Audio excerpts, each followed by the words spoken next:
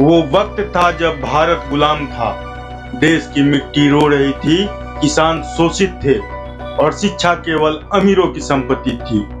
लेकिन उसी धरती पर जन्म लिया एक ऐसे बालक ने जिसने अपनी सादगी और सत्यनिष्ठा से भारत के भविष्य को दिशा दी। उस बालक का नाम था राजेंद्र प्रसाद। 3 दिसंबर 1884 बिहार के सीवान जिले का एक छोटा सा गांव जीरादेई घर में जन्म हुआ एक ऐसे प्यारे से बालक का पिता का नाम महादेव साहू संस्कृत और फारसी के ज्ञाता थे।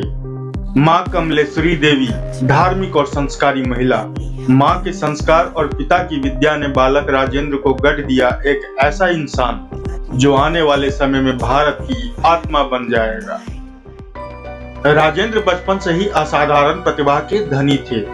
जहां दूसरे बच्चे खेलते वहां वो ज्ञान के सागर में डूबे रहते। 5 साल की उम्र में फारसी, फिर संस्कृत, फिर गणित और इतिहास हर विषय में अव्वल।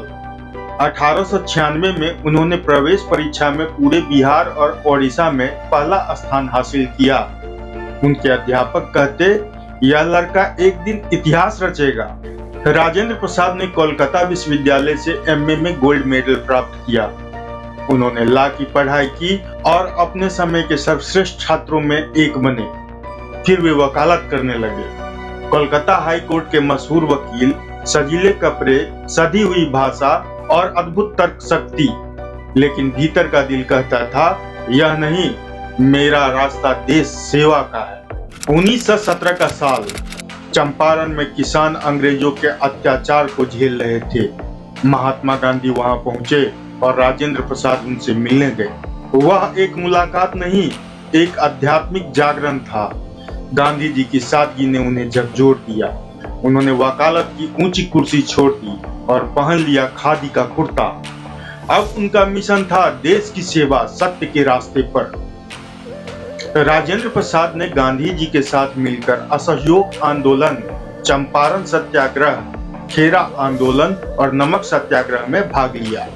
वे जेल गए, अत्याचार सहे, लेकिन कभी झुके नहीं। जेल की कोठरी में उन्होंने लिखा, हमारा शरीर कैद हो सकता है लेकिन हमारे विचार नहीं। कांग्रेस के अध्यक्ष रहते उन्होंने किसानों, मजदूरों और विद्यार्थियों को देश प्रेम की लौ से जगाया। 15 अगस्त 1947 भारत आजाद हुआ। कई सालों के संघर्ष, बलिदान और आंसुओं के बाद संविधान सभा ने जब भारत का संविधान बनाया तो उसकी अध्यक्षता की डॉक्टर राजेंद्र प्रसाद ने। उन्होंने बाबा साहेब भीमराव अंबेडकर और सभी नेताओं के साथ मिलकर भारत के लोकतंत्र की नींव रखी। 26 जनवरी 1950 को जब भारत गणराज्य बना तो राष्ट्रपति की शपथ ली एक ऐसे व्यक्ति ने जो कभी सत्ता के लिए नहीं, सेवा के लिए जिया था। वो थे भारत के प्रथम राष्ट्रपति डॉक्टर राजेंद्र प्रसाद। राष्ट्रपति होने के बावजूद वे कभी राजा नहीं बने, वे गांव के बेटे बने रहे।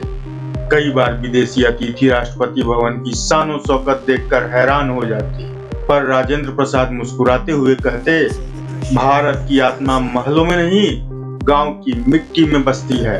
उन्होंने देश की एकता, शिक्षा और आत्मनिर्भरता को अपनी प्राथमिकता बनाया। देश को सादगी और ईमानदारी का पाठ पढ़ाया। 1962 में उन्होंने राजनीति से संन्यास लिया और पटना के सदाकत आश्रम में रहने लगे। वहां वे लेखन, ध्यान और लोगों की सेवा में दिन बिताने लगे। 28 फरवरी 1963 को भारत ने अपने सबसे सच्चे पुत्र को खो दिया। राष्ट्र शोक में डूब गया, लेकिन उनके विचार आज भी जीवित हैं। भारत सरकार ने उन्हें भारत रत्न से सम्मानित किया।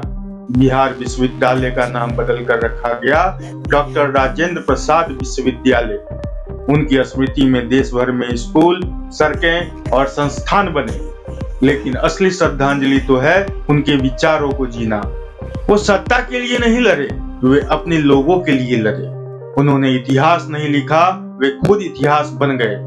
डॉक्टर राजेंद्र प्रसाद भारत के पहले राष्ट्रपति और सबसे पहले एक सच्चे इंसान। देशभक्ति उनका धर्म था और सादगी उनकी पहचान।